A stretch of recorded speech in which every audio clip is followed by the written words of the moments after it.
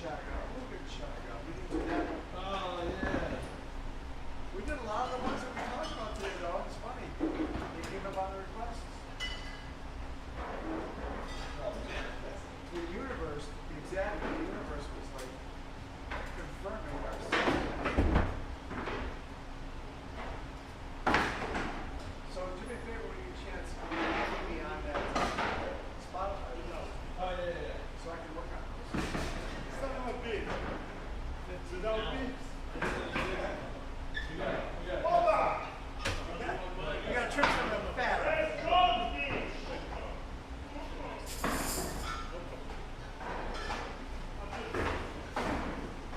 By the way, the microphone's still on. If you get a chance, go to my YouTube channel, Jim Simonian Music, and subscribe. I would really appreciate it. Like and subscribe, all people watching. All 12 of you would totally put me over the top. I'm at 44 and I just got to get to 50. I only need half of you, but all of you would be great. That is Jim Simonian.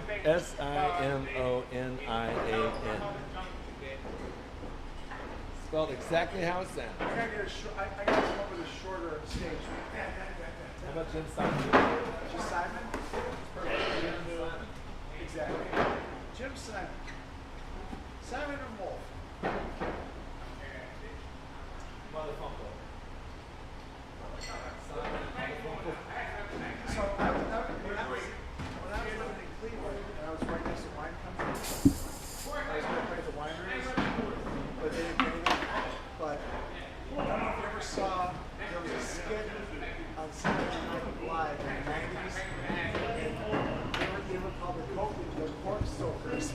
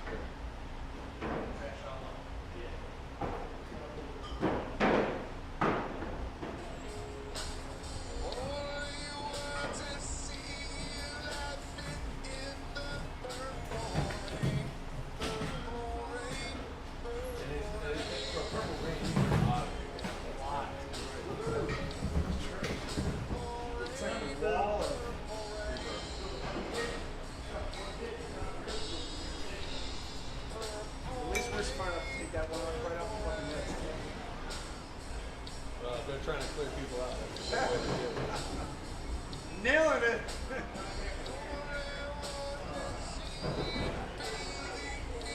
I was like, no, he's a sweetheart. Yeah. That was really nice to me. Very helpful. I played a few gigs over there, filling in for Dave. Oh, wow. It was Merrick on guitar and Dylan on bass, and Merrick fucking rips when he just gets to play guitar and sing. He's like a totally different person. You know, I'm sure Dave is on the spectrum. I think he's going to come out and says so. Dave Merrick? Yeah. Oh, I like Dave a lot. Yeah, he's got a guy after me or something, but you know, I think Carrie and I are also on the spectrum. And I think that's why we have to focus on music, tonality, you know, gimmicks. Like we just focus on it to the point where we just can't come Carrie and not doing shit. You know, I'll take the good and get it. And I think Dave, that's what Dave has. He's amazing as a drummer. So he has to get everything right. I've always really respected that.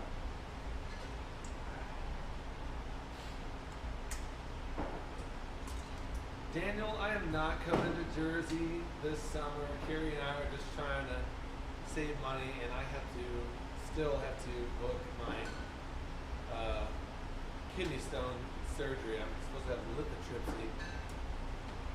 I don't even know when that's going to happen, but I can't really be traveling right now.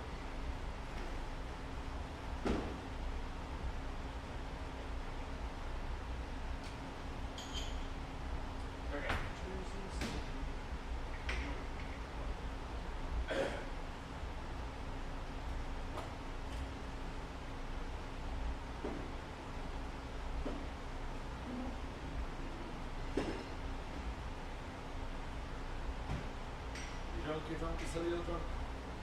Still, you cannot see. Oh, I'm at 46 now, so I went up 2. 4 away. Thank you to the 2 of you who follow Jim Simonian. Appreciate it. Camera is 43. 43.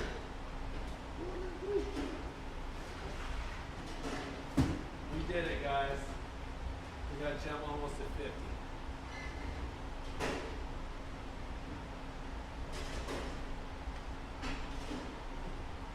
It's miraculous. I was at 16 last week.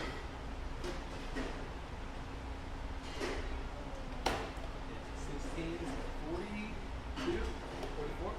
So I saw an interesting, what do they call that? Analytic or whatever. So if you get 1 million views on YouTube, you get like, I don't know, $5,000 or $10,000.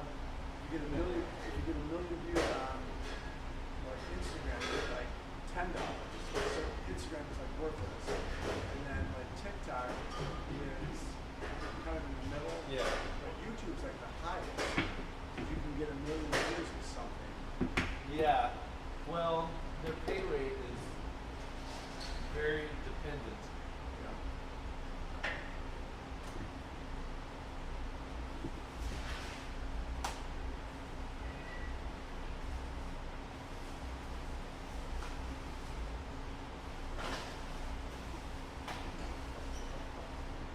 Wow, I don't know if you saw.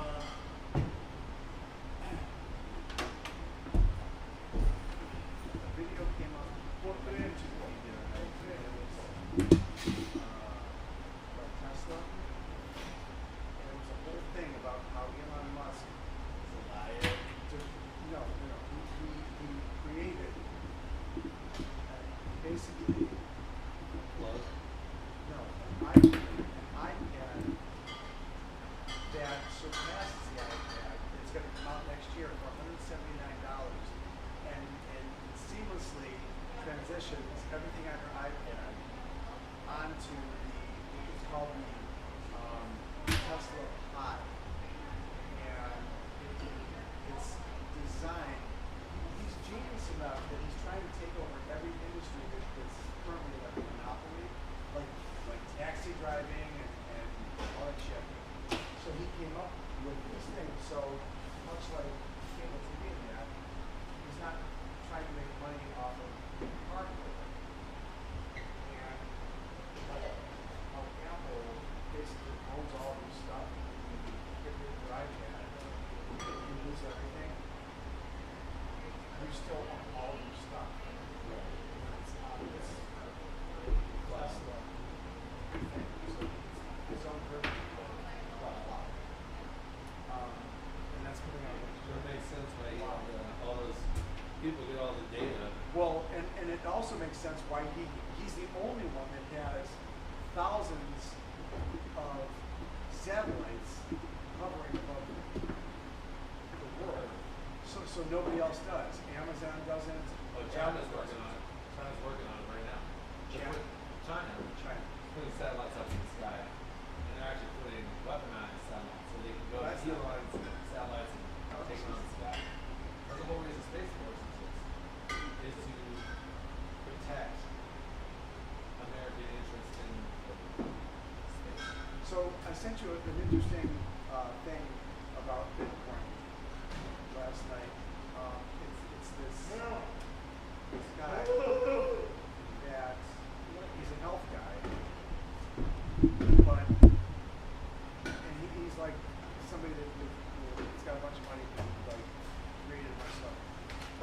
whole thing was like super pushing Bitcoin, and I sent it to you. It's fascinating because the whole point of Bitcoin is it's not corruptible like currency. Because currency used to be backed by gold, now it's backed by nothing. So they just keep printing it, so it keeps becoming more and more worthless. But Bitcoin, there's only a finite amount available. There's 21 million coins available and 20 million are already called. So it's a fascinating video. You get a chance to watch it.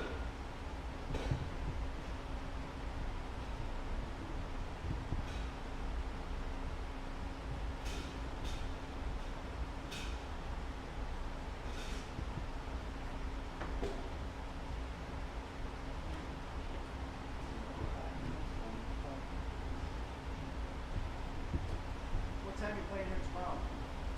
That's a great question.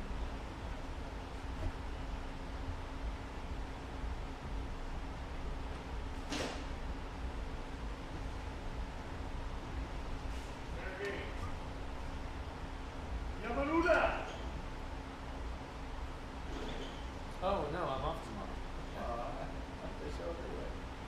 Carrie and I are going to be live streaming tomorrow from 7 to 9 p.m. from our house. Awesome. For summer. Marilyn from your thing subscribed to my channel. Good. She's so sweet. Everybody loves Marilyn. Do you believe it? Thank you, Marilyn. Thank you, Marilyn. Jimmy, Yes. do you believe it? What? Brad Marchand, Huh? two nasty goals ever. I'm sorry, I can't hear you. And you suck. One thing, suddenly a woman.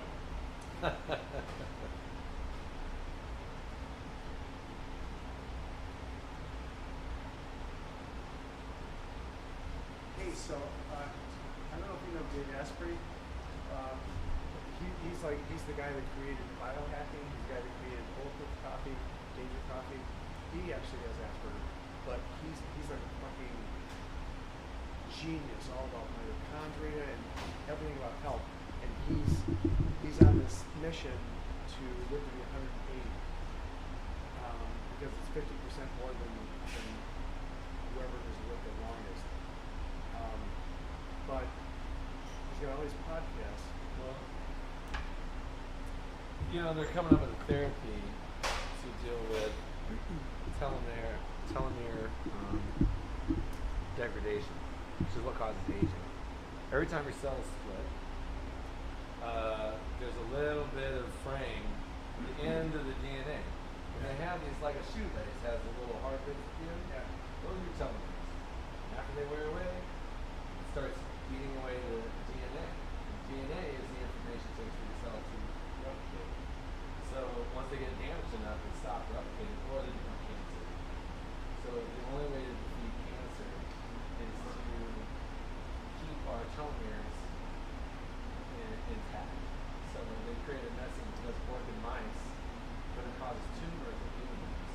So they haven't got to figure it out yet. But we might be the last people born. We might be the last living generation.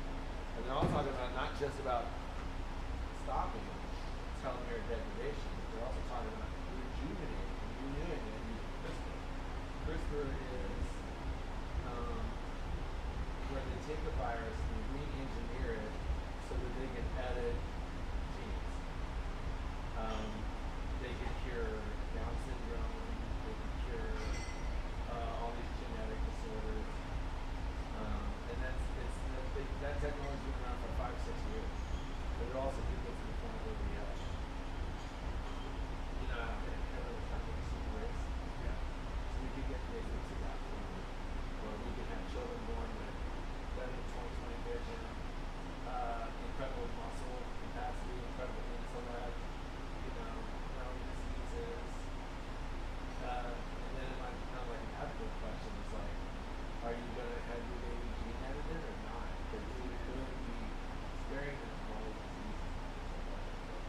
Oh, no, It's a big, yeah, CRISPR. send me some of that stuff. Yeah, absolutely. It was the biggest breakthrough in life. So David Asprey, so he created Danger Coffee and it's mold free and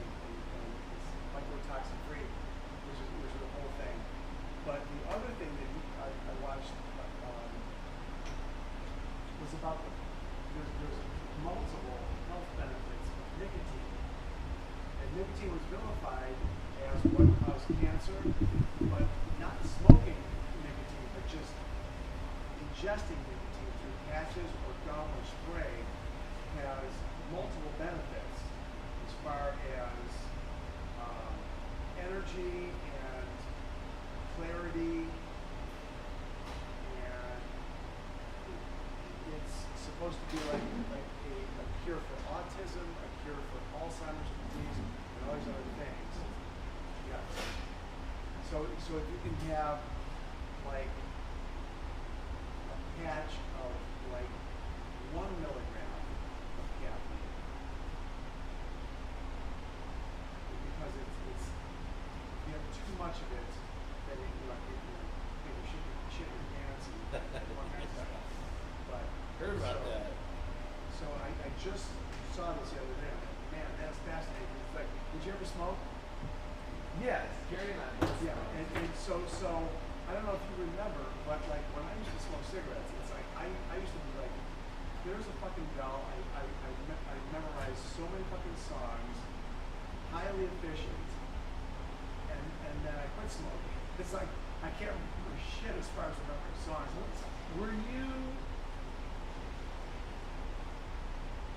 Were you around when drinking age was 18? Yes. And you remember when it became 21? Yes. What year was that? Yes, so I graduated high school in '82.